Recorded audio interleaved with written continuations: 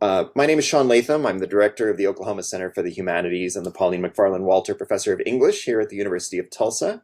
It's a great pleasure to welcome you all here virtually for this evening. It's actually been quite a while since we've done a purely virtual event like this, so we had to stretch some muscles we hadn't learned or we'd almost forgotten how to use a little bit, but it's great to see everyone coming in from the waiting room here this evening.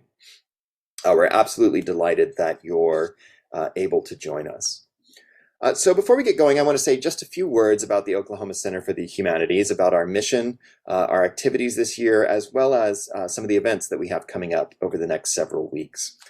So essentially, we have a two-pronged mission. The first of which is to act as a think tank here on campus, and by doing so, we bring together a group of faculty, students, and members of the community whom we bring together each year to work intensively on a challenge, a question, or an idea that we think can only be fully explored and engaged using the distinctive tools of the arts and humanities. And throughout this 2021-2022 academic year, we've been exploring the theme of renewal and recovery. This was maybe a little optimistic when we first conceived of it a year or so ago, especially since we had some of our programming earlier this year, of course, disrupted by the latest COVID wave. But as we emerge from this one, we're reminded that the recovery and renewal are in fact a process and not just a one-time event, which I think is going to connect to some of the events that or some of what we'll do this evening. So in addition to convening this think tank here on campus, we also host between 20 and 25, sometimes 30 public programs each year. This includes lectures like the one you'll be able to enjoy this evening, as well as concerts, exhibitions, performances of all kind, all designed to engage the community and to both bring the expertise of the community onto campus and to take the kinds of expertise that our campus can offer out into the larger community. So to give you some sense of just a few of the other events that we have coming up and hopes that you'll mark your calendar, I first want to call your attention to the fact that we also operate the Zero Center here in downtown Tulsa. And those of you who live in Tulsa, you might be happy to learn that we're renewing the First Friday events that take place at the Zero Center in the Arts District downtown. And so tomorrow we'll be happy to unveil a brand new show at the Zero called Bison, From Near Extinction to Recovery, curated by a TU faculty member named Bob Pickering, who's put together an absolutely phenomenal show that's sort of a visual documentation of the history of the American bison from its pre-contact era through its near extinction in the 19th century to its thriving success as a sort of example of conservation efforts in the 21st century. So we have a visual history of all that's opening at Zero tomorrow. In addition, just before that show opens at 5 o'clock tomorrow at the Zero Center, we'll be hosting a panel conversation called Indigenous Histories, the University of Tulsa and the Presbyterian School for Girls. For those who don't know much about the history of the University of Tulsa, we were actually founded in Muskogee, Oklahoma as a Presbyterian school for Indian girls before the university was moved here. And so this research group, which is made up of both faculty members and students, as well as members of the Muskogee Creek Nation, have been investigating that first group of girls that first attended what would become the University of Tulsa in an attempt to recover their stories and tell them in new and exciting ways. So you'll be able to get the first look we're able to offer at this research tomorrow at a panel discussion again that begins at 5 o'clock. That's at the Zero Center in downtown Tulsa. Looking ahead, on March 24th, we're hosting a talk by Adam Harvey on hip hop and the 1992 LA uprising. On March 26th, we'll welcome the scholar and filmmaker and naturalist Marianne Andre, who will be talking about the return of the American bison and screening a film that she made for Nebraska Public Television on this topic. And looking even further ahead, we're quite excited that on May 1st, we'll be able to host the Arts and Humanities Festival, a tradition that has been very important to the Humanities Center that, of course, we sort of lost touch with during COVID, but are very happy to revive. As part of the First Friday events in May in downtown Tulsa. So as you can tell, just from this brief rundown of events, we have a lot going on at the Humanities Center in the next several weeks, which is one reason I guess I'm particularly excited that we're able to welcome virtually one of the world's leading experts on burnout. As we struggle to ride the ebbs and flows of the pandemic's tide, as we try to avoid doom scrolling through the details of a new war in Europe, and as we try to engage in both the intellectual and care work that our lives and our jobs demand, it's no wonder that all of us now might be feeling that strange combination of stress, exhaustion, anxiety, and cynicism that we call burnout. The word, it turns out, has a relatively brief history, having emerged in the 1970s as a way of describing the steady creep of work into nearly every corner of our lives, diminishing our ability to recover both intellectually and spiritually, and forcing us into the sort of spirals that afflicted those suffering from drug addiction. So we're very fortunate this evening to welcome one of the psychologists who first began examining this idea and who played a founding role in identifying this unique form of stress and its widespread social and psychic effects. Professor Maslach's research began in some part around the famous Stanford prison experiments and developed eventually into the Maslach Burnout Inventory, shortened just to the MBI, which remains the mainstream measure for assessing workplace burnout. In 2019, in fact, the World Health Organization listed burnout as a recognizable experience associated with serious health consequences, something I think we can all easily attest to now on the other side of 2019, having lived through the pandemic. Professor Maslach has spent her career at the University of California, Berkeley, where she's now a professor emeritus. Having won numerous teaching and research awards, she also served in a number of administrative roles, as well as, I believe, being president of the Faculty Senate twice, which is an extraordinary accomplishment in and of itself. She's the author of hundreds of scientific articles and a number of books that help explain burnout, including the Burnout Challenge, which comes out later this year from Harvard University Press. Now, this is, of course, a Zoom event, and we're going to keep all of you muted throughout the event just because it's difficult to manage everyone's speakers and microphones. But we really want to strongly encourage you to use the chat feature throughout the evening. We'll use that to moderate the Q&A after Professor Maslach's formal remarks end. I'll moderate a Q&A drawing heavily on everything that we find in the chat. So I'll urge you to ask questions, make comments whenever they happen to occur to you throughout the talk. Please don't feel that you need to save them to the end. And so please just ask questions now and throughout the event. And in fact, I'd urge you, just as a way of kind of getting things started, we'd love to have you just introduce yourselves, tell us where you're from, what brought you to this talk this evening. It will help us create at least a sense of virtual community as part of the event that we're hosting this evening. And it gives us all a sense of who's here and who's joining in the conversation.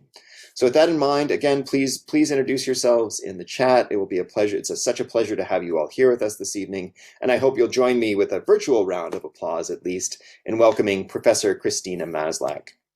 Christina, I'm going to turn it over to you. Thank you for joining us this evening. Hey, thank you. Let me just get my screen share up. Okay. Well, I would have loved to have come out actually and visited in person, but circumstances didn't allow that, so we're doing this virtually. And I'd like to talk in a kind of a summary way with a little bit of data here and there on what we've learned about burnout over many years, several decades now, and meeting what I call the challenge of burnout. So as just mentioned, I'm going to start with the World Health Organization because I think the actual statement that was made by them in 2019 is really important to look at. And this was done after they had reviewed, more than 40 decades of research that's been done globally on this. So it's based on that evidentiary record there. So burnout is a syndrome conceptualized as resulting from chronic workplace stress that has not been successfully managed. And let me say a few things about that. 2 points in particular. Chronic workplace stress. That's really important because what it means is it's a high frequency set of stressors. It's not occasional, a few times a year, once in a while. It's most of the time, daily, most days. And the importance of that is that when you have chronic stressors like these, that it's harder to recover and renew because you keep having to respond and stand up and deal with these kind of stressors. So chronic stressors have the potential for a much more harmful long-term effect, negative effect on people, on their health, their well-being, their ability to do work well, the ability to get along with others, and so forth. So it's chronic workplace stressors. And then the next phrase, has not been successfully managed. there's an optimistic note in that. It's suggesting it can be successfully managed. And that really is the challenge. How do we do a better job of managing these chronic stressors so they are less frequent, less strong, eliminate them altogether, have, lesser of a negative, impact, all of these kinds of things. Now, World Health did not say who should be doing the managing on this. And they raised them, why didn't you say that? Basically, the answer is all of the above. Anybody who has some role to play, whether it's individual workers or employees, managers, bosses, all kinds of people. But there are ways and strategies to better manage these chronic stressors, and that's what I'll be talking a lot about. The next thing about burnout that I think is important, just to make sure everybody understands, is that it's actually more than one thing. It's sort of a combination, a trifecta of three. Feelings of energy depletion or exhaustion. This is often what people think it only is. It's just tiredness, exhaustion, but it's not. There's more. The exhaustion, however, is the stress response, that when we respond to any kind of stressors, it takes a lot of energy and work and will leave us feeling tired or exhausted or gave everything, gave my all, this sort of thing. But if it was just exhaustion, why would we change the name? I mean, exhaustion is perfectly good. Stress response is perfectly good. Burnout brings something else that's going on. The second thing here is this increased mental distance from one's job or feelings of negativism or cynicism related to one's job. And it's this cynicism, this take this job and shove it, which is that old country western song by Johnny Paycheck, that I think is really, sort of says what this is all about. It's the workplace, and how you deal with other people and the students, your colleagues, the public, that whatever it happens to be, your patients, your clients, in other kinds of jobs. And the important thing to why this becomes, at least for me, a more of a hallmark for burnout than simply exhaustion, is that when this begins to really set in and people are feeling this way about their job, they shift the way they do their work. And instead of trying to do their very best, they're doing the bare minimum. What's the least I can do and get out of here, still get paid, et cetera. So the quality of whatever the education, the service, the performance of any kind, the care that somebody's engaging in begins to really become more negative, less effective, falls short of what we would consider good and sufficient. And then the third one is, it's not just that you're feeling negative about the job, you're feeling negative about yourself. And when this sets in, it's your professional efficacy that's going on here. So why am I not doing as well? What's wrong with me? Maybe I shouldn't have picked this kind of career. Why I should never be a lawyer. I should never be a teacher, whatever. I'm not good at it. I am not proud of how I've done this. All of these kinds of things. So it's when these three high frequency experiences come together that's what we see and what people report as burnout. Just to reiterate what was said earlier in the introduction, World Health Organization has made it clear that this is what they call an occupational phenomenon. And in fact, it is not World Health Organization, not a medical condition. I mention this because I think one of the challenges that we face now is that people repeatedly are viewing it as, or treating it as a medical condition, as a mental illness, as, some sort of disease, that it's a personal individual problem, failing, whatever, and that you have to take a more medical health approach to dealing with it, which means we have to diagnose it. What are the symptoms? Do we have an epidemic? How do we treat it? Well, go see a doctor, get some medication, all of these kinds of things. And doing this has some negative consequences. First of all, that's not good solutions for actually dealing with this, one.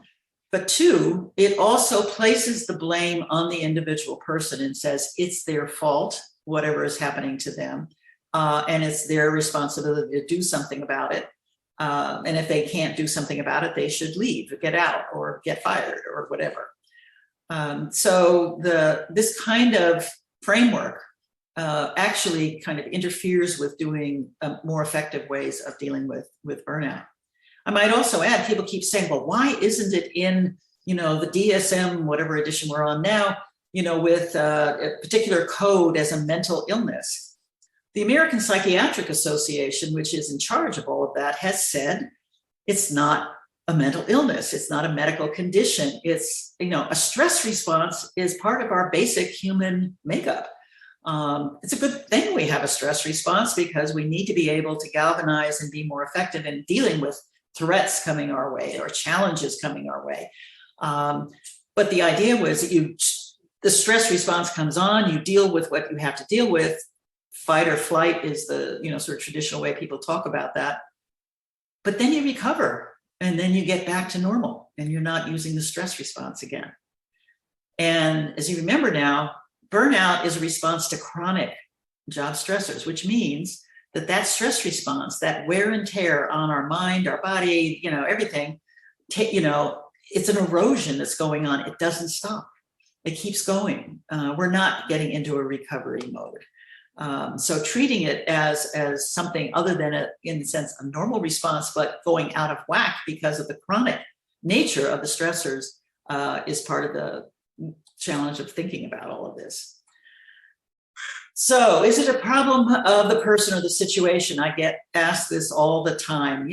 Why are certain people, likely to get burned out, or are there certain jobs or something that, lead to burnout? And again, to follow on what I was just saying, it's often mistakenly labeled simply as a problem of individuals, and it leaves unanswered and unaddressed what's going on in the system. What are the cultural issues here?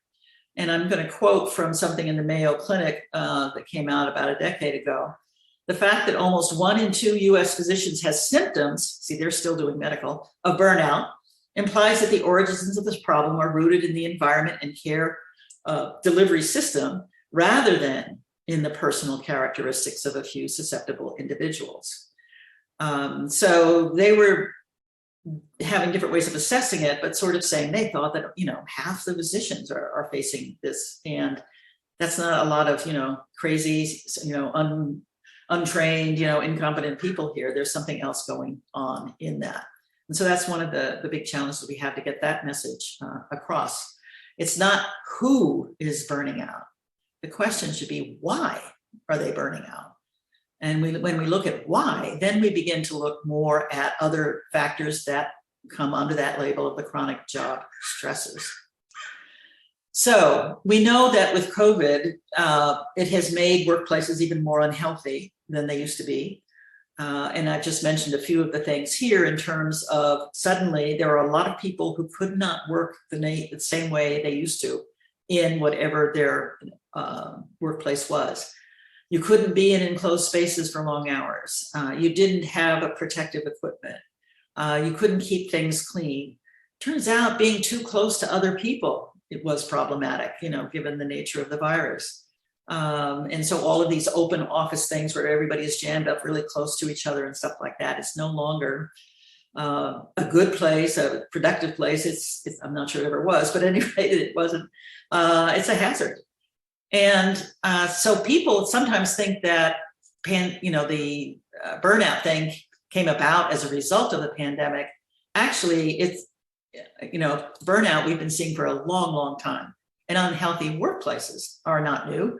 They got worse, clearly, during the pandemic. But there are a lot of factors that many researchers for several decades have been doing and showing very strongly that there are all kinds of conditions in the workplace that can lead to problematic behaviors, health problems, so forth. And I've listed a few here. You probably recognize some of them: the high demands, the lack of control, job insecurity, work-family conflict, etc. And they have a number of negative effects on people's well-being in their workplaces. And I've listed a few more of those. as well.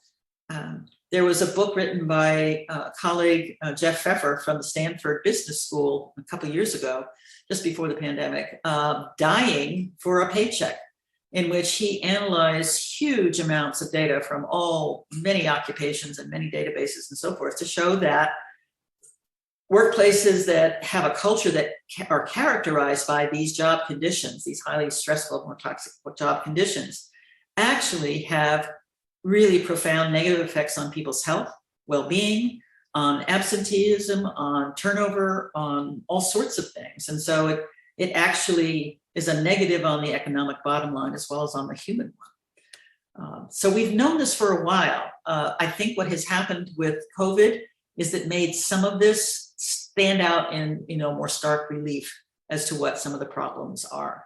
But we really need to think of how do we get healthier places, better places that will help people thrive rather than getting beaten down.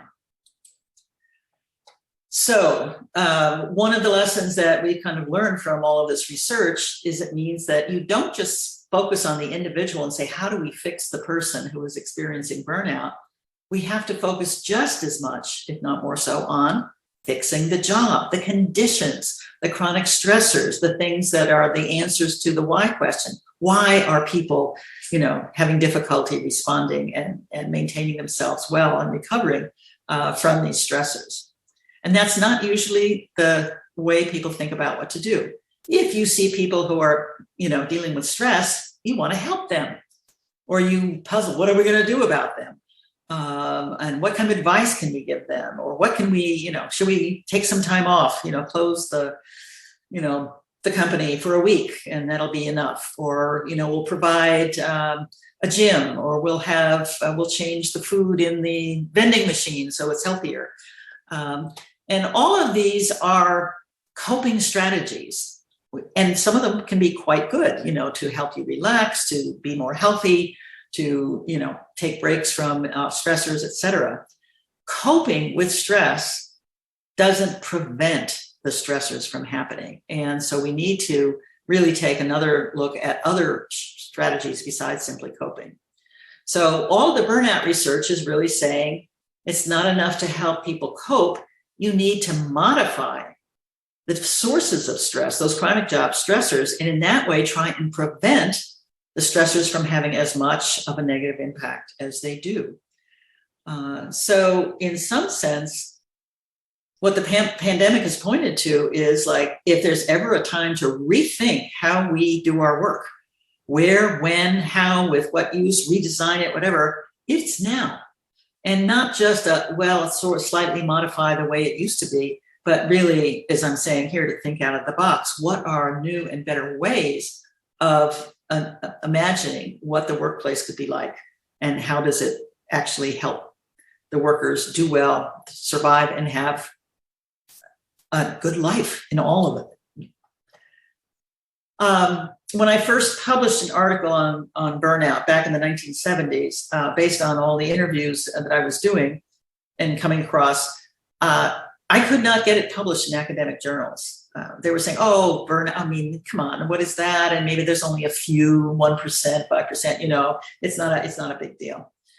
And so I then, as a professional writer who I had met, said, well, why don't you publish it in just a magazine, and it'll get out to the people you've interviewed anyway. So I published it in a magazine then, not now anymore, but it was called Human Behavior. And it was kind of a social science magazine of translating and writing about all kinds of research and books that had been written, stuff in a more for the general public. And they loved the article that I had written for them. And this was the cover, the matchbooks. So I'm sharing that with you. So this was back in 1976. Okay, so that's how long, in a sense, I've been writing and other people have been doing it. I might say, in terms of the introduction, that burnout was sort of identified in the 1970s. Actually, if you look, there's many earlier roots of burnout. Certainly in engineering, and I'm the daughter of an engineer who did work for NASA. And, rocket boosters burn out, ball bearings burn out, light bulbs burn out.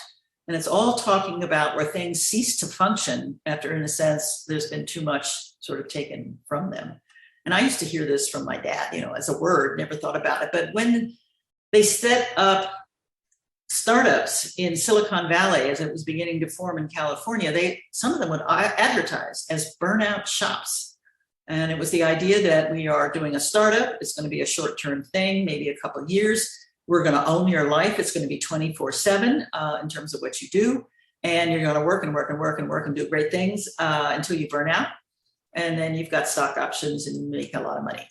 So that was sort of, again, where the phrase was coming from, even, predating the 70s. So I just sort of mentioned that as a little bit of history.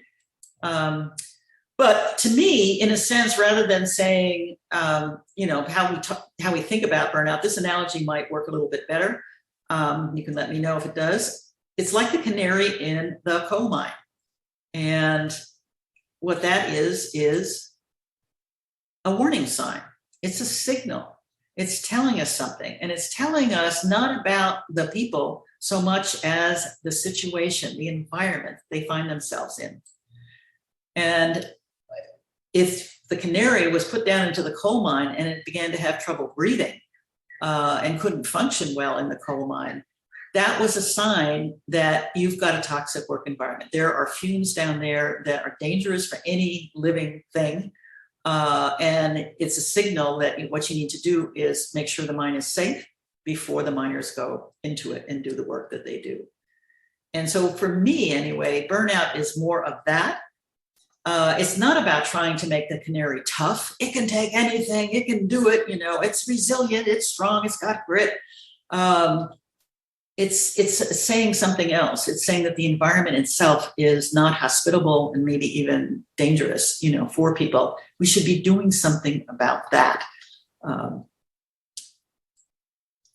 So what we have learned in the research is that it's a better framework to think of both the job and the person, not either or, but there is a relationship between those two. And what we have been discovering is that there is this mismatch or this misalignment, this imbalance between the work and the workers. And we have found it in at least 6 areas. I say at least because maybe there's more we haven't gotten to yet or understood well enough yet. But what we have found in the research is that if there are these chronic mismatches in any one or more of these 6 areas, the risk of people experiencing burnout down the road goes up.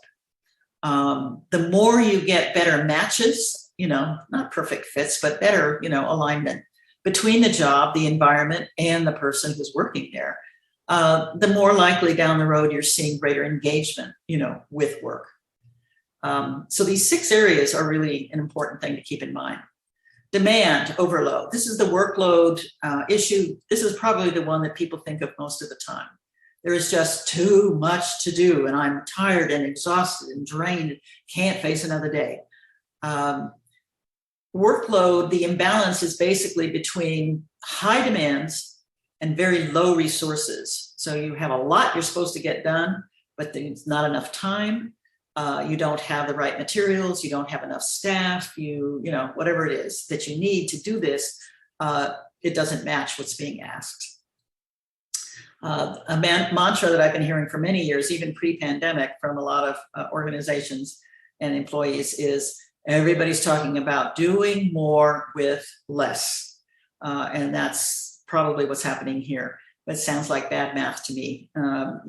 Sorry, we can't hire more people. You're going to have to do more with less. Okay. Often when people are talking about workload, they're talking about unmanageable workload. And what that means is this second area, which is the amount of control, autonomy, choice, discretion you have about how you do your job. Innovation, course correcting, adjusting to new situation about how you're going to handle that.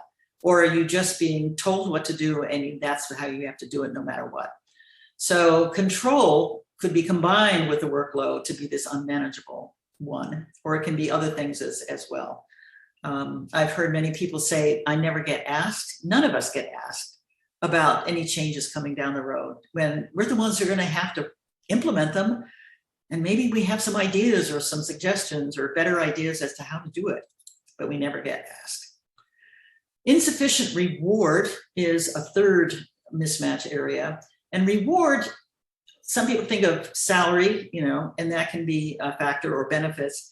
But often in the research, what comes out is social reward, recognition, that people noticed you did something really well or something special, pat you on the back, congratulate you, say thank you, or say, oh wow, that was so much better. Could you give me some pointers on how I could do that? When I do my lecture, or whatever it happens to be. So being noticed and recognized for the good work that you do when you do it. Breakdown of community. The community here I'm talking about is the workplace community. Who are the people and the job functions that, where you're crossing paths on a fairly regular basis? Colleagues, students, administration, vendors, the public, all kinds of things. When it's working well, you've got mutual support, willingness to work together to resolve conflicts and solve problems. There's trust, who you can go to and kind of get help or provide some assistance.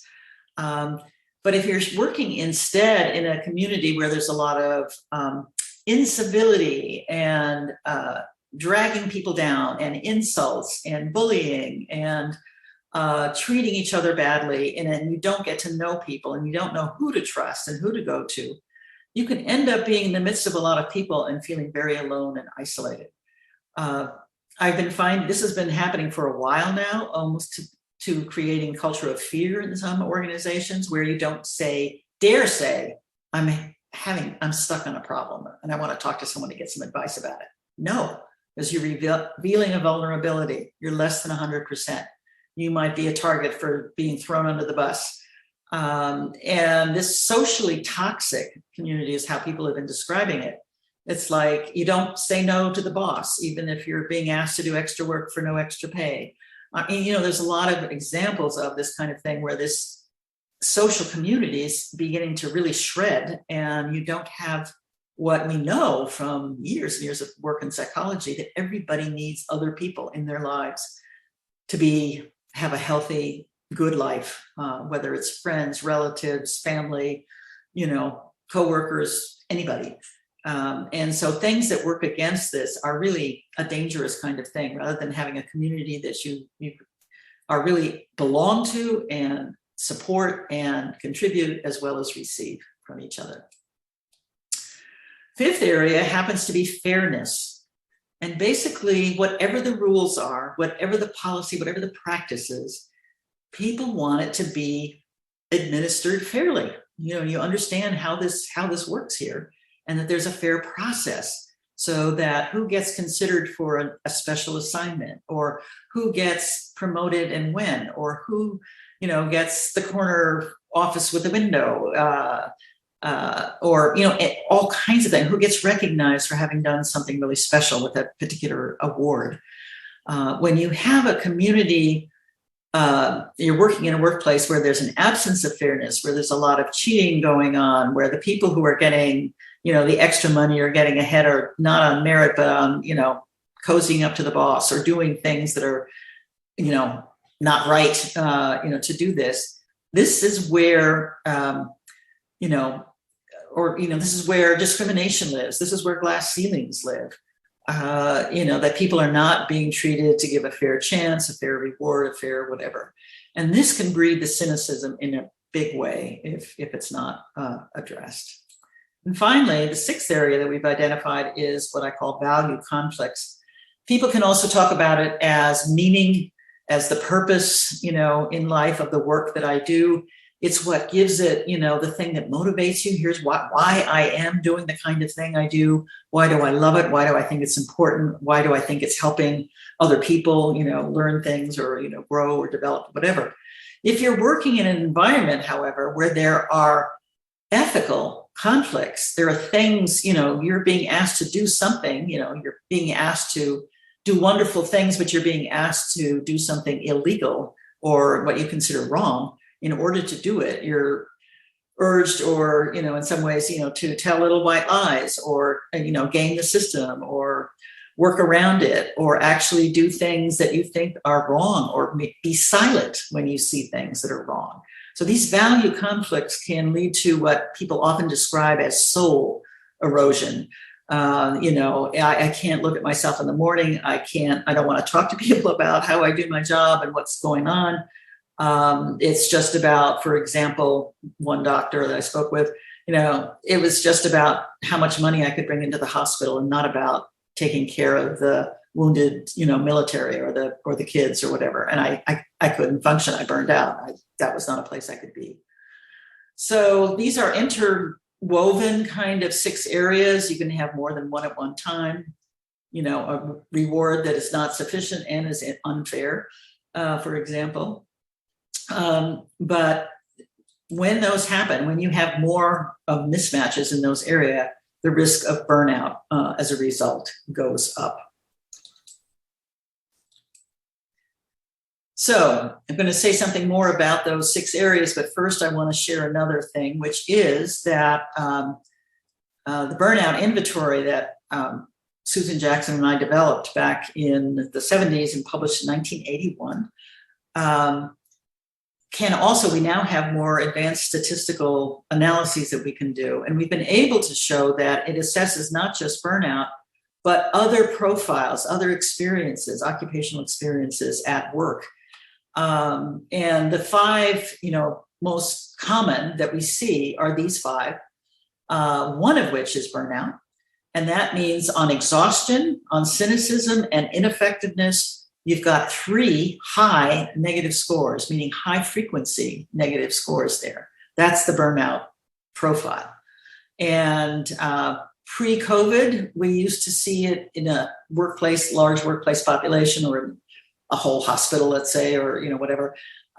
It would be somewhere in the, 10% range of that, not the norm.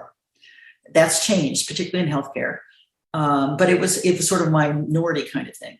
Disengaged are people who are doing okay they're not exhausted, they feel good about their work, but they really have a negative score about the workplace, high on cynicism. And they are ones who are disengaging from the workplace and from what's going on. People who are only exhausted, but still love their job and still feel good about their work, but they're just so tired and worn out. They're the overextended group. There's another group where people aren't, exhausted, and they like the place where they're working, but they're not feeling good about themselves. They're not being recognized for what they do. They question whether they're actually doing as good a job as they could. They're feeling stuck or stalled. And then you've got the group where you're not seeing any negative scores on any of those 3 dimensions. They're all positive, or, neutral, let's put it that way. It's not that they never have exhaustion or whatever, but just sometimes. And those are people highly engaged. And again, before pandemic, in a large workplace population, you'd maybe get about 30%. And different organizations that focus on promoting engagement report that same number, 30%, which raises the question, what about the other 70? And the other 70 are those other 4 profiles. So taking those 5 profiles and the 6 areas, actually 7 areas, because I'm taking this from a sample of North American physicians, and they they wanted to answer some questions about the administration. So we added that for them. But if you look at this, and this is many thousands of physicians, they're being compared to the norm for physicians here, the baseline. Things that look better like this. This is the engaged profile on just about each of the 6 areas, workload and control, and look at reward up here, and the community and stuff. They're looking better than average. Go over here, here's the burnout group, and they're looking worse on every dimension. Some not so much. Workload is not such a big issue for them. But wow, look at the reward, look at the control, look at the values. I mean, that's really getting very much more negative than the norm. And sometimes people talk about burnout and engagement as though those are the only 2 options. There's actually at least these 3 more. And the one that, if you look at this one, the overextended in the middle, that sometimes gets sort of mischaracterized as, oh, that's burnout. Look at that profile and look at the burnout profile. It's very different. The big issue, the one single big issue that the overextended group has is workload. And the others all sort of cluster around the norm. They, a little bit better, a little bit worse, not so much, but about average.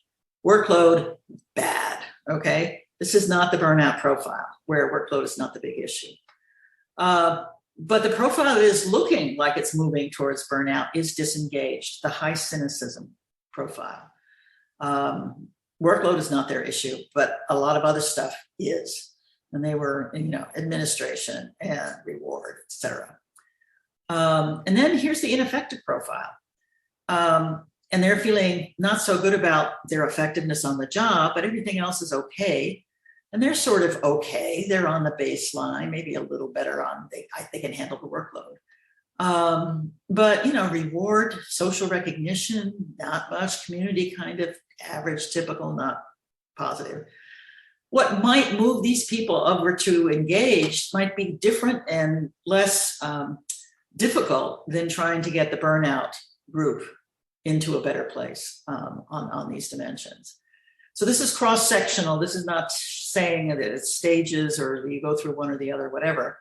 But it does say it's a more complex thing. And these 6 areas, the way they relate to people's experience on the job, whether they are likely to feel burned out or engaged or any of these others, is really raises a lot of interesting issues for strategies, both individual and job-related.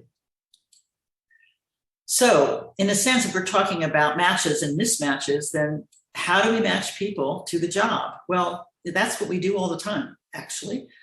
Training, education. You're teaching people how to do the job and developing the skills that they need to do the job, and then testing whether they actually are able to apply those skills and do a good job, and have to pass tests and accreditation and practical experience, all of these kinds of things. And that's how we get them ready to move into a particular kind of job. And we also, sometimes more, sometimes less, teach them how to cope with stressors. So we talk about resilience and strength and how to, cope and do better. The main coping strategy is, if you have stressful work, don't work, go away, take time off, which begs the question, if the best thing to do to deal with work is to get away from it, what is going on with the job that should be such a great strategy? And can we change that in any way? All the research that's ever done on time away from work in whatever form, vacations, respites, anything like that, usually shows that it's a short-term effect, and that when you go back to the same job with the same chronic stressors, you're back to square one. The long term, it does not prevent. And finally, just as a point here, these are more individual solutions. You're training the people to fit the job. It doesn't change the job. If there are chronic stressors, they're still there, and you're maybe helping people cope with them, but they're going to have to deal with it all the time with negative consequences. So another approach is just to reverse it. How do you match the job to human beings? The way they are built, the way they operate, their weaknesses, their strengths, could the job in a sense make more sense for a human worker? Again, not a new idea. We do that a lot. It's not as much as doing the first, but it's changing the conditions that create negative outcomes. And this is ergonomics. And so what you're doing is really focusing primarily on physical environment. So we've redesigned computer stations to reduce the risk of carpal tunnel syndrome. We've changed the way people sit in chairs and the kind of chairs that they have and how they can adjust so they don't have muscular or skeletal health problems, which is the number one health problem, for most employees, actually, or reduce the risk of heart attacks or all kinds of things like this. These are preventable, these health outcomes. Preventable. They don't have to happen. and they cost a lot, and they have negative effects on both, organizations and, the workplace and the workers. And this model of ergonomics on this relationship between workers and the physical environment, we can apply even further as a design approach to psychological and the social environment. So if we focus even more on what makes people tick, what motivates them, what rewards them, what makes them feel creative or innovative, all of these kind of things, what are those factors, and how does the workplace, could apply also to homes or neighborhoods or whatever, but we're just talking about the job right here. What could we do? And it turns out, when you go through all of the research literature, that there are at least 7 of these core psychological, needs, or, things that we value in terms of our experience, that if we can satisfy some of those in the work that we do, we're going to get a better match between the job and the person. So autonomy, I mentioned that before in terms of control. How do we build in that kind of individual discretion that can be used appropriately by the workers once they, learn the job, to be creative and innovative and decide how best they are going to go work ahead, rather than being told what to do in lockstep. Belongingness is another important need, that you feel that you are a part of a larger social community, and many of them. What is the belongingness in terms of people getting along with each other, knowing how to work with each other, doing better things as they work collaboratively? So belongingness is another one. Competence, people want to feel that they know what they're doing and that they're good at it, and how do they continue to learn and improve and get good feedback so that they can grow in that way. Psychological safety, this is a newer one, but there's a lot of research backing it up, and it's about not just being safe from physical harm, like workplace hazards, or something, but from psychological harm, the bullying, the people treating each other, in negative ways, so that people are afraid to speak up. They're afraid to voice concerns about, are we doing the right thing? Or saying, I'm not doing well, I could use some help or advice. I mean, are they going to be treated well, with respect and given some sort of good response, or are they really going to be, in some sense, punished for doing that? So that's psychological safety from discrimination, from, all of those kind of things. Sexual harassment would be another thing where women are not feeling psychologically safe. Fairness, I talked about this before, as one of the things, that whatever the rules are, that they are fairly applied and there are fair opportunities. Meaning, I talked about it as values, again, the purpose, the value of what I do, that makes me feel good about what I'm doing. And then I've added this 7th, which is not maybe a need, but it's positive emotions, that there are times when we have opportunities to laugh, to share, funny things, to enjoy some shared interests, shoot some hoops during the lunch hour or whatever it is, that we have ways in which it's not just negative all day long, all the time, but that we have those positive moments as well. In my early interviews, when I would ask people about their job, I would ask about what is a good day and what is a bad day. Give me examples of what goes on. And always struck by, particularly people in healthcare, but also some others, that a good day, nothing bad happened. That's as good as it got. Nothing bad happened. It usually is bad. And, nobody's complaining. Nobody's yelling. Nobody's, whatever.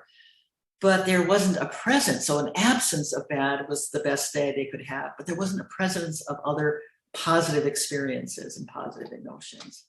So these are the kind of things that as we think about, like these breakdown of community, the social toxic kind of thing, we need to be thinking about things like what encourages and supports the feeling of belongingness or of psychological safety, as a starter, or positive emotions, etc. So basically, what we have is that there are 6 paths to a healthy workplace. I often get asked, what is the best practice? What is the best single practice that we could implement that would prevent burnout? Sadly, there is no easy answer to that. And there is not just one path. There's not just one practice. And, but the good news is there's lots, there's many, there's different ways of approaching it. And it'll be different for different kinds of occupations, different kinds of workplaces. And basically what you do is you take those 6 areas of mismatch and you pivot to what is the positive end goal. So instead of a demand overload, imbalance in workload, what would a sustainable workload look like? It means you work hard sometimes, less others, but it's sustainable. You can recover, you can renew, you can get back to it and start, the next week, the next day, whatever, better than the last one was.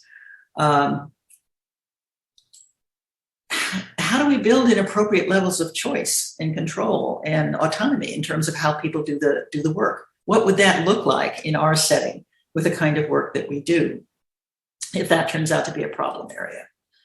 How do we build in better forms of recognition and reward? And again, many, many different ways this can take place and can occur. But let's be creative about it. And after a while, maybe change what it is. You don't do the same thing for 20, 30 years. You might want to vary it. Things vary. A supportive work community. Supportive in the sense that you feel you can talk with each other honestly and, get to the bottom of whatever happens to be the issues or the problems, and that we'll figure out a way together to move forward on something. We're focused on the goal of what we're doing, and we'll try and work things out. And then you can trust people to do that. That wherever we're working, it is fair. It does show respect for each other, and a just system of however we do things here. And finally, that there's clear values and meaningful work, not the busy work that means nothing. I hear this often from, for example, people in healthcare. Certainly physicians who talk about the top of their license or the bottom of their license. Top of their license is taking care of patients. This is what I was trained to do. This is what I need to do. Bottom of the license is all the administrative busy work and electronic medical forms that take more time than they're worth, et cetera, et cetera.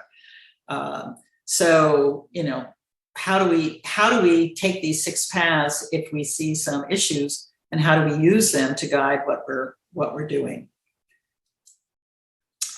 A few helpful points that I just want to keep uppermost in your mind as you think about these kind of things. It's important. It's 3 C's, actually. The first one is collaborate, getting feedback, getting buy-in, reaching out and listening. Too often, what I've been seeing these days in many organizations is that there's a one-way direction of input. It's from the top down. There's no bottom up, sideways, or any. People are feeling that they have no way to give input, to give feedback. They're not going to buy into things that they have not, nobody has taken them seriously and listened to what they find to be the problems when they're told what to do, and it turns out to be not a great solution. So inviting more voices to make it more of a we process than simply me is really what is going to be important. And we've seen this many times. Customize. There is no one single best practice, as I said before.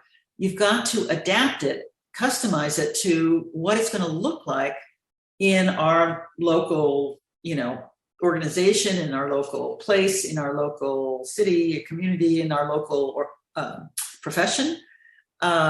So whatever that happens to be, it's going to look different. Any principle that we've identified through the research that will be helpful is going to look different in a hospital clinic. It's going to look different than in a tech firm. It's going to look different in a schoolroom. It's going to look different in, a lawyer's office and et cetera. And so it's really sort of figuring out where some of those issues are in terms of the 6 mismatches. But then the solutions have to fit and be ours and go with what we do and how we do it. And the 3rd C is to commit and keep doing it until you get it right. It takes time. My rule of thumb for any effort to change, even if you're getting rid of something you don't like and you're trying to do it better, and it's going to be wonderful when you get there, The rule of change is it gets worse before it gets better.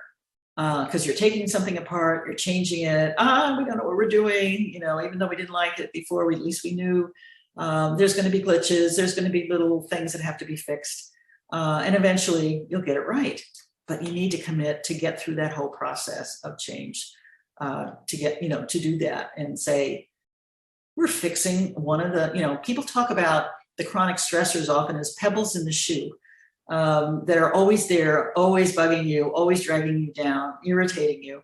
And probably lots of people can identify 5, 10 pebbles in the shoe. What could we fix here that would make it better, easier, less aggravating for all of us? And how do we get there and get it right? So it's a better, build hope, build optimism that we can make this a better place, a healthier place. So lots of possibilities. These 6 areas, I think, are important. It's important to recognize that they give you more than just workload to think about, although that's one. There are other things that sometimes matter more to people. I can't tell you how many times I've gone into an organization to do research and assessment, and work with them on things. And the CEO will say, oh, people are going to complain about workload because they're working too hard. They're going to complain about reward. They don't get paid enough. And we do it, and it turns out those don't turn out to be the problem areas. The problem area is fairness. The problem area is community, or some other kind of pattern. So you really need to look at other places on different aspects of it to say, maybe this is a better starting point. What we're finding, and in the book that I wrote, The Burnout Challenge, a lot of the examples that people have shared with me and my co-author, Michael Leiter, we use them in the book, and often they are small, they are under the radar, they don't need everybody's permission, they may not even cost any money, and they're customizable, and they work. So this is where we really need to go. So in a sense, the healthy work job environment takes care of both workers and the workplace. So former will thrive, latter will succeed. That's kind of the mantra I hope we can get to in a better way, that all of us are, going to recover and do well and revive and go on to better ways of working and doing it. So some concluding points here. It's more of a chronic situational process than it is an individual problem. It gets reflected in individual stress responses, but it's from the chronic situational stressors that is the cause that we need to be looking at. If we change social work environments and figure out better ways in which people can do their work successfully and in partnership with others, it will help prevent burnout. It will help build engagement among the people who are working there.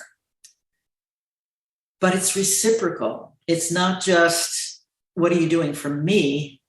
It's, am I doing that thing for somebody else as well? So again, more the we process rather than me, that how do we work more effectively and not tear each other down, but actually work together to achieve our goals, whatever they are here. And those 6 areas, I mean, if there's one thing you take away from this talk, it's those 6 areas. They can be a really valuable tool. It helps you think about situation, from several different angles. There's different facets. There's different ways of understanding, well, we can't do that. We can't change this thing, but maybe we could change this thing over here if we take it, from a different approach. And finally, a much more detailed presentation of a lot of what I've talked about is in the book that's coming out this year. And hopefully it will be a way to help people better understand what burnout is all about and what you can do about it that's actually going to make a difference. So thank you very much. I appreciate your attention and hope it's been valuable in some way. And I'd be happy to answer any kind of questions or hear comments. All right, wonderful. Thank you very much, Christina. That was That was phenomenal. You can hopefully hear the virtual claps, which I see on my screen here. So I assume that we are here, thunderous applause across Tulsa that I hope is carrying its way towards you. This was a phenomenal talk. We have lots of great questions that are in the chat. I do want to remind everyone that we're using the chat for the Q&A this evening. So please post questions or comments that you have there. I'm going to be doing my best to bring those questions into the conversation here that will follow for the next 20 minutes or so. And I thought I'm going to take my prerogative here as host and start with a question that I imagine is on the front of lots of people's minds, that a lot of this presentation was focused on the workplace. Mm-hmm. And certainly one thing COVID has done is change what we even mean by what the workplace is, and especially where the workplace is, and what happens when the workplace is suddenly our home, either the bedroom or the sort of room attached to your bedroom or where your kids are crawling around. It seems to me some of these things become a little more challenging when we start to think about the changing definition of the workplace in the wake of COVID. So I wonder if you and your team have done any work on that, or what your own thoughts are about how we implement some of the practices you've described when we no longer really have the kind of traditional workplace. It's a good question, and I don't think we know all of the answers to it yet. The first thing I think I would say is that let me back up just 1 minute. The first thing I will say is that there was another mantra. It was always going on in the background about, before COVID and the pandemic, of the job is what it is. And you're just going to have to step up and do what the job, requires. And if there's a gap or a mismatch, you are going to have to do it. Okay. The job is what it is. It's fixed. It's, stationary. So it's you who have to, figure out what to do. If you can't take the heat, then get out of the kitchen, kind of thing. And what the pandemic ended up doing was to show us that is no longer true. The job can be different. The job had to be different. We had to go out and do a lot of things really differently. We couldn't go. Some people, like healthcare, had to go back to work anyway in the same place, and they had those challenges. But a lot of others, we had to work from home, or we could not go in or work from somewhere else. And what that really did is challenge the idea that the job could be modified, changed, just do it differently. And I think what has now happened is people are saying, wait a minute, maybe I could find a job that's a little different.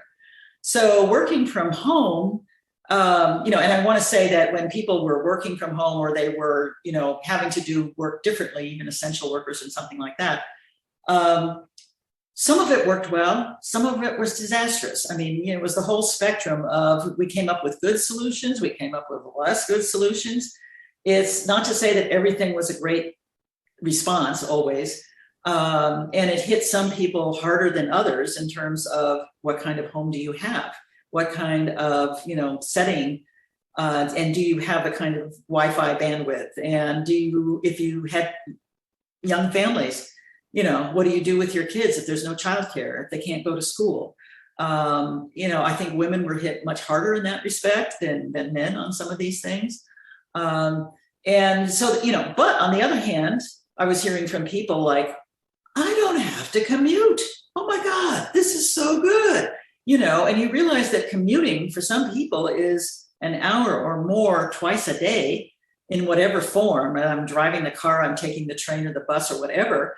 But it's not personal time. It's not exactly work time. It is related to work, but I'm not getting paid for it. And suddenly you're now finding that you have more time to do other stuff because you aren't wasting, on the commute. And so some people were saying, this is much better. This is good. Or people found unexpected benefits sometimes. I was talking with a group of attorneys about it. And some of them finally said, our interviews are going better with clients since we've been doing the interviews from home on Zoom. And I said, really? Okay, what's going on? And they said, well, they would describe some of the reasons that somehow it seemed to go better. And it was more good discussion about what the issues were and what they would do. And do you think it's because I'm in my sweats? And, my sense was, well, maybe, but it's maybe not just the sweats. Maybe when you're in your home and in your sweats, you feel and you act in a more open, comfortable way than when you're in your suit and tie in some big, marble, office building, kind of thing. So maybe you were less intimidating. Maybe you were better at seeing the client as another human being in a home like yours, and you could talk to each other. I mean, who knows what all of those things were. So there were some positive things as well as the negatives. Now, we were hearing from some families that they had usually the father who often had to travel all over the place, around the world, attend conferences, do meetings, be here and there, wasn't traveling, was doing it by Zoom, was home, was with family, and it was changing family life. So you could see positive things. You could also see these other negative things where people were really stressed out having to do that kind of work, and they were cut off from people in ways that were difficult. And Zoom wasn't the answer to all of that. But I think in the long run, some of what happened there was that people realized it could be different. And I think when people talk about the Great Resignation, they're, people not going back to work. There are now job shortages in a lot of places. You can't find people to hire. My long-term worry is about people in teaching and in healthcare. We're really seeing some, shortages, and those could grow. And I'm not sure, what we're going to do with that. But for a lot of other people, I think it's not just a resigning. It's actually, somebody told me a different word, but I think it's better. It's reshuffling, that you're finding something else to do, or a different kind of work, or something that uses your skills but doesn't involve a commute, or gives you more flexibility to fly to another part of the country to deal with your aging parents, or, there were just a lot of examples that were being given of this. And I've known people who've told me now, they've been 25 years at this job and da-da-da-da. They worked from home. They weren't scrambling to get the train every morning and coming back. They had these other kind of advantages, and they quit. And they've gotten a new job, and they're doing it differently. And they're making a decision to sort of say, it could be a better lifestyle, for me now, maybe at this age, or another time or something like that.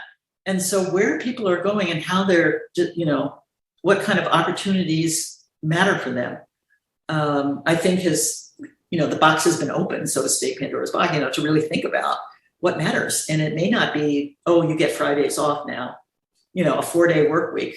People are saying, is that the answer? And my comment is always, it depends on how any concept is implemented. You could design a 4-day work week, which would be a living hell for the people doing it. You could design a 4-day work week that might actually be creative and have a good way of being able to get the work done. It depends. It's not in and of itself a great thing, but it's worth thinking about. What would you do, to make it better in some way for people? Yeah, I wonder. I want to get to the questions in the chat here, but I have one more that I have to ask for myself here, which sort of comes out of what you're saying. I think, especially since you mentioned healthcare and education there at the end as a place where this sort of, I suppose, a rematch of the person in the job process is happening. Mm-hmm. And I wonder if there are certain sectors in particular where you've found these kinds of toxic or burnout inducing workplaces are more common. Is it places that tend to require a lot more credentialing, so you feel like you're sort of locked in? If you've spent a lot of years getting your medical degree, it's not like you're going to sort of reshuffle to, becoming an organic farmer necessarily. You feel like you've got kind of a sunk cost that may make that rematching yourself to the job you want more difficult. So I just wonder more broadly about how you see the different sectors, and if some are much more given to sort of insisting or creating these kinds of toxic work environments. Yeah, it's an interesting question, and I don't think I have necessarily clear answers to that, but I have some sort of speculative thoughts on what I've seen and things like that. So let me just say a couple of things. One, it is possible to reshuffle within your occupation. So it's like, okay, you gave the example, the doctor might not just, choose to become an organic farmer. But many doctors that I've talked to and other people have said, working here in this environment, in this particular hospital or clinic or whatever it is, I burned out. I had to leave. I couldn't stay here anymore. I took a pay cut and I went to a different hospital where now what I'm doing is something that I think is really important, that I feel good about. I don't want to just be a worker bee who is generating more money for the hospital, and that's the metric on which I'm being judged. The meaningful work was when I was doing emergency work in Afghanistan for the military, or when I'm now working in a hospital, with young children who have some serious, childhood diseases. So the value, the meaning of it meant more than the money. But it's like, I went into medicine for a reason. I wasn't getting fulfilled in this other job. I'm out of there. I quit. I found another one. This one is going to work better for me, even though I'll make less money, but that's not what I care about. So that's one. Another sort of point about that is that, and I just wanted to say about on the healthcare and teaching, I worry about their leaving and there's no replacement recruits coming in. What happens when we are sick and go to the hospital and we don't have enough nursing and physicians and lab techs, to handle all of this. So we really, in some cases, or, with teachers, I've talked with a number of them now who said, this was awful I love to teach children, I love teaching, but trying suddenly, without preparation, without warning, without good training, without good support, trying to do this online into their homes, it was like, I'm not going to go back. It's not healthy and not safe. So, that's another kind of set of worries about, I don't know where they're going, but they're not coming back to do what they used to love and were trained to do because of this. So that's, another part of the problem. So I think there are many possibilities in terms of what people might do. For some of them, they might be able to go back to where they were and feel that was fine, and thank goodness we're in person again, or something like that. But there's no clear pattern across the spectrum that I've seen at this point on that. Great, thank you. So I'm going to go to some of the questions that are in the chat here, and I'm going to start with the first one that was asked actually quite early on. This is from Douglas Fishback, who asks, what do we know about the financial return on investment of burnout mitigation efforts?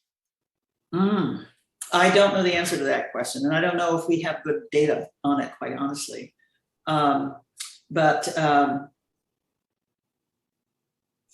Because burnout mitigation, I'm not sure what that always means and what people are counting as burnout mitigation. If they're talking about, we set up some mindfulness classes, that are available to people if they want them, during the lunch hour, as opposed to, can we change some of the scheduling that we do that really makes it difficult for people to, meet with their clients or something like that. So I don't think there's been a good tracking of it. A person who probably would know better where to look and how to, is one who even before burnout was analyzing tons of data on the costs of those unhealthy workplaces. And he wrote a book a few years ago, just before the pandemic, called Dying for a Paycheck. And that's Jeff Pfeffer at the Stanford School of Business. And basically what we know is that stress in the broader sense, and dealing with the effects of stress in terms of health, in terms of turnover, in terms of errors, on the job, absenteeism, all of these kind of things, costs in the billions. But it's kind of like, it's always kind of low down on the list. It's like, okay, what's happening? What's going wrong? What do we need to pay attention to? A, B, C, D, D, D. Oh, and then there's stress. Okay. But stress is very costly in human, dollars, as well as in human productivity and satisfaction and, all of these other things. And what you do when you take it home, to friends or family or something like that. So, putting that all together in a spreadsheet would be a bit challenging, but when we're able to do that, the numbers are pretty staggering. And that's just the costs of it. That's not the costs of mitigation. Well, and Doug asks a follow-up here, which is then how do we, assuming that there is this significant cost that just sort of even a numbers and dollars and cents person needs to pay attention to, how do we motivate leadership to make changes to our workplaces, but even convincing Yeah. them that this is actually costing you money, it's making me less efficient, right, less productive as an employee. Yeah, that's a great question. And I wish I had the answer to that. Uh, and I think there's a couple of challenges that we face when we're trying to deal with that. One of them is that often when I've talked to with senior leadership of different kinds of organizations, they don't see that as their job, as their responsibility. They've got an economic bottom line, and somehow how the human bottom line falls into that is just if it makes more money. So I'll hear people say, well, they say that people will be more likely to buy our product if we can show that we are a more diverse and equitable place. Well, if that makes more money, let's get diverse. Let's figure out what to do here. Probably the epitome, actually, now that I think about it, is I was in one hospital setting, large hospital, and in the medical profession, the AMA came out, some task force a couple of years ago, with this big initiative around anti-burnout, but it wasn't using burnout. It was focused in a positive way, and it was talking about building joy in work. And I always had a funny reaction to it because somehow joy was not the positive emotion that I think of. When I talk with doctors and their sense of, oh my God, we really did something special with this dying patient, it's not about joy. It's about, other kinds of meaning and, what you're able to do at that point and so forth. This had come out, and I was meeting, in the hospital with different people and stuff. And I was talking with the C-suite people. And I remember the CFO, Chief Financial Officer, saying, ma'am, I don't do joy, kind of thing. It's like money, joy, other things. So that's one challenge. I do think it's something that can be taken up by more middle managers. It can clearly be taken up by groups of employees, teams, units, offices, departments, et cetera, on their own, in a sense of saying, can we find a better way in which we can work together to, what are some of the things that are sort of these nagging pebbles in the shoe problems that we have that we could do something about. So that would be another one. I think I've always felt that when it gets translated into economic terms, then people will pay attention from the top. But some of this, you can translate some of it into economic terms. If you have mistakes being made, if your healthcare costs go up because people are absent or sick, or there are ways you can do that. But all that soft stuff of motivation and feelings and stuff is somehow not part of the, what we need to be doing here. But again, I'm thinking, people are saying, what are we doing when we can't hire people anymore, for the job? Well, then you're going to have to ask what matters and what is meaningful. And so that point that I was making about collaboration and it actually asking, what would make a difference, is something that doesn't always happen. Sometimes it does, sometimes it doesn't. But, we used to call it walking around management, which meant that, people at the top were following people and shadowing them on the floor, sort of see what was going on and how things worked. And now you realize all the complaints about the fact that the copier doesn't work, we need another one. Here's why we need it, because people are leaving their patient in office to run down the thing that doesn't work, to go to another floor, wasted 10 minutes, and that wasn't with the, and then, when you really see that, it's kind of like, oh, got it. But why didn't you respond to when people said, we need some help here because this is getting in the way of our helping our patients, So,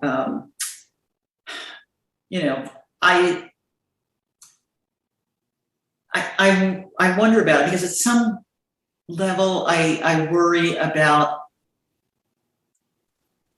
we've lost some of the meaning of values and of the common good, why we are here together doing something. And it becomes much more, I used to see on the walls of different, places, there would be inspirational messages, these big posters that customer is our most important product. We deliver on our promises. We make the best widgets, that kind of thing. That's what we're working for. And now sometimes I'm going in and I'm seeing things like grit, resilience, toughness, hustle culture, which is it's not about goals. It's not about what you're trying to achieve. It's saying you have to be that kind of person. And so it's become this sort of more abrasive, kind of work culture. And I do, in answer to something you also said, I forgot to mention, in a lot of tech firms, you're seeing a lot more of this kind of thing. I'm hearing from it from financial institutions, and so there may be places where, in some sense, this is evolving as a kind of a culture, but and why it's happening, I'm not always entirely sure on that. But we're seeing some real problems there with that. Well, let me ask another. There are a couple questions here about individuals in particular. This one happens to come from my wife, who has joined us, I guess, this evening, and as a novelist. But I think this is a sort of generalized question too about, in the age of the gig economy and self-employed people and lots of people sort of striking out on their own.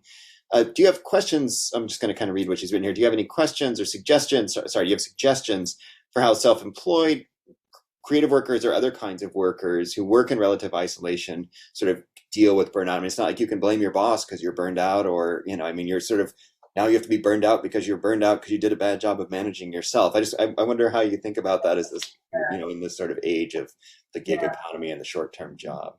Yeah, it's a good question. But again, yes, there may not be a lot of other people, but there are.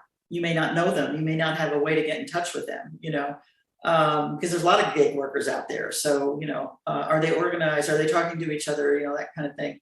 And it's still the case that they're responding to situational job conditions. Those are still there. It's not just that I didn't manage them well, but there's, kind of unique sort of challenges that I have. And what are different ways I can do this? It was interesting because during the pandemic, I remember I was doing one talk and it was a lot of alumni at the University of California. And there were several people who reached out and said, can we talk to you about the fact that we are self-employed and work at home? Oh, we've been working at home forever. This is not new. But how do you then, in terms of social community and all these kind of things, how does that going to work? What could we do? And so one of them was a screenwriter. Okay, you're working from home. And in fact, even though there, is, a union, kind of thing for it, the only time they ever get together and see each other is when they go out on strike. And it's kind of like, oh, hey, Bill, oh my God, see you. It's almost a joyful thing to see other people like that. So we started talking about it, and I asked more about, the job and what some of the issues were and, sort of thing like that. And what they ended up doing, at least her and some of the initial, groups that she reached out to, is they started forming little social groups, little pods, if you will, about 7 or 8 people maybe on Zoom, and they began to establish a little bit of a social group. I can't say network anymore, can I? So a social team or anyway, and then maybe once a month, and just people who were interested. If you didn't want to do it, you didn't. But they began to share experiences of what it was like, and now common experience. Oh, wait a minute, we're all getting the same hassle from producers who want us to do work and not pay it for it, submit something for free before anything happens. So now, can we think of some ways or better strategies to handle that? What should we do?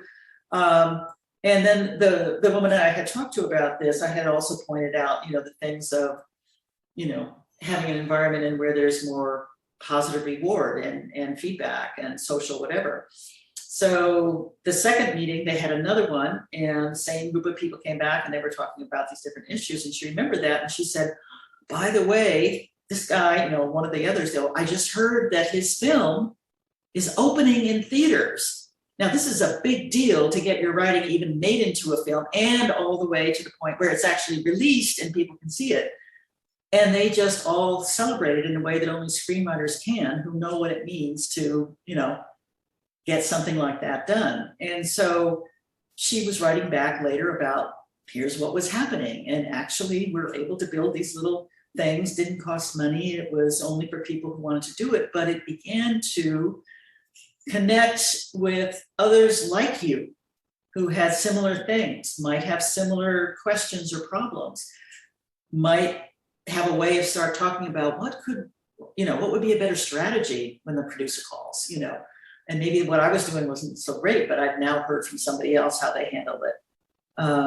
So it's those kind of little experimental things of finding ways to sort of join forces with other people in some sense, and find out what we can do for each other, to reinforce, to help, to teach, to point out problems, and have a good time.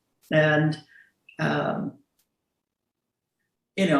there may be 100 variations on that I don't know, but that was the one that they came up with. And I've heard of other places where people have found like others, or, if they're not connected by job, then they connect by the fact that, it's not uncommon where people in the neighborhood discover who are the other people who have children my age or go to the same school, and how do we begin to develop, again, a kind of a little social entity that we learn about each other, we know each other, we can help out, we can step in if somebody, can't pick up their child and is stuck in traffic and, all that kind of stuff. Which is just a sort of way of enhancing the meaning and the joy of life. And so, in some sense, this, what I'm talking about are not things that are like very specific, unique to burnout, it's basic sort of knowledge of what we know about how people function and function well. And it sounds like it goes back to that category of community that you talked about several times here. And so maybe on that, this will be the last question for the evening. This is from Helen Douglas. And she says, I'm going to shorten this because I think I understand what it's asking. It's not entirely clear to me, but it says, first of all, thank you for joining us this evening. And she's wrestling with the work culture versus individual categories. And so what do you know, or how do you deal with work culture job context that's made up of individuals creating toxicity and burnout conditions? That is, what do you do when there are individuals? It's sort of more localizable, I think, is the question here, to sort of individuals that are creating toxic or burnout conditions. It's not a mismatch with my job, it's a mismatch with my coworkers. Well, yeah, okay. So the question is a lot of others, in other words, are there certain people who are routinely bullying and putting down other people? Or is it in some case, oh my gosh, a single person? I'm trying to, shows my age. I'm trying to think of the Little Abner cartoon. I have this image of the guy who walks around always with a cloud and lightning and rain coming down on top of it. Wherever he goes, there's trouble. Anyway, that there are sometimes a single person who can be, like the center of a storm, and just seems to rub everybody the wrong way. And whether it's a group, whether it's single, it is something that needs to be dealt with and changed in some way. And usually you have to, you can't do it by yourself necessarily. You have to do it with other people. Maybe go to a manager or somebody who was really good at talking to that person or something like that, or that team, and trying to sort of say, sometimes the kind of contributions here are actually a little difficult for other people to, kind of appreciate and work with. And could we do this differently? Or could we set up a different kind of boundary that we're not going to ask people to do an enormous amount of work just as they're about to leave on Friday afternoon, or have some way of, or bringing in sometimes professional help to deal with these kinds of conflicts within the group. Because just to let them fester is not good. It's going to be that chronic job stressor that we're talking about all the time. If people don't get, in a sense, called on it and said there's a better way to do things than this way, and can we get to a better place, they often get emboldened to be worse, so the problem can grow. It's like, you're not stopping the bullying, well then, hey, let's bully more people, kind of thing. And part of the problem in a lot of this is that people are silent, or afraid or don't know what to say or are afraid of getting attacked if they point it out or something. And so that's why there's much, much better safety in numbers and with more senior administrator, manager things who have more authority to actually, work on this. But it's not something to be just tolerated. It really does have to be something that ends up being changed. And as I said, it may not be that we're all adept at doing that, but how could we approach this and come up with a better way? And bring in people and resources to sort of change it.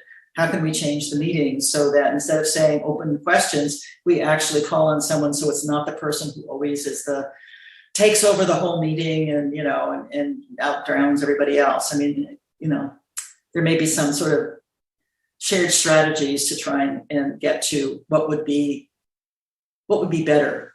This person never speak, that this team, doesn't go. I mean, what are we trying to achieve with whatever, modification we're trying to make here?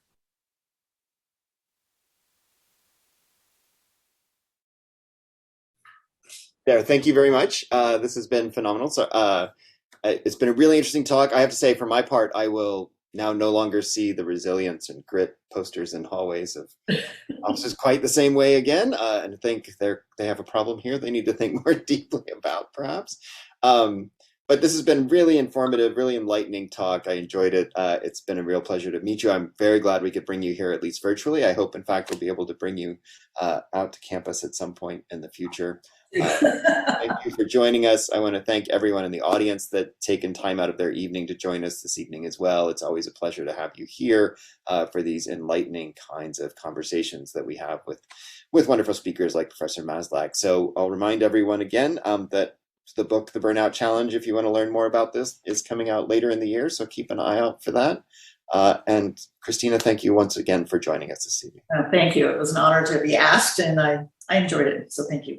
Great. All right. Thank you, everyone. Take care of yourselves and your communities. Have a good evening.